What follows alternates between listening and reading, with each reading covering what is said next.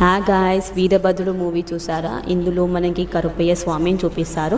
ఇందులో మనకి చెప్పాలి ఏమంటే కరుప్పయ్య స్వామిది రియల్ స్టోరీ ఒకటి ఉంది. ఒక ఇన్సిడెంట్ జరిగిందంట.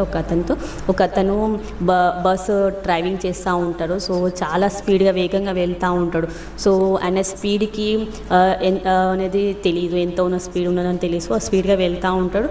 సో అడ్డంగా ఒక ఆయన కనిపిస్తాడు. సో ఆ కనిపించగానే సడన్గా బ్రేక్ వేస్తాడు. సో బ్రేక్ వేసి చూస్తే అక్కడ ఎవరు ఉండరు. బయటికి దిగి చూస్తే ఎవరు ఉండరు. సో ఎవరు ఉండకపోతే అలానే స్టార్ట్ చేసి మళ్ళీ వెళ్తూ ఉంటాంటే రోడ్డు అడ్డంగా ఒకటి రోడ్ బ్రేక్ అయ్యి ఉంటుంది అన్నట్టు. సో బ్రేక్ అయ్యి ఉన్న రోడ్డు చూసి సో అతను ఎమ్మటే దిగి అక్కడ ఉన్న చిన్న గుడి దగ్గర అక్కడ పడుకుంటారు. సో పడుకొని లేచాక ఒక స్వామి వస్తాడు. సో స్వామి వస్తే స్వామికి చెప్తాడు, నాతో ఇట్లా జరిగింది నైట్ అని. సో ఆయన చెప్తాడు, మిమ్మల్ని సేవ్ చేసింది ఇంకెవరో కాదు, కరుప్పయ్య స్వామి.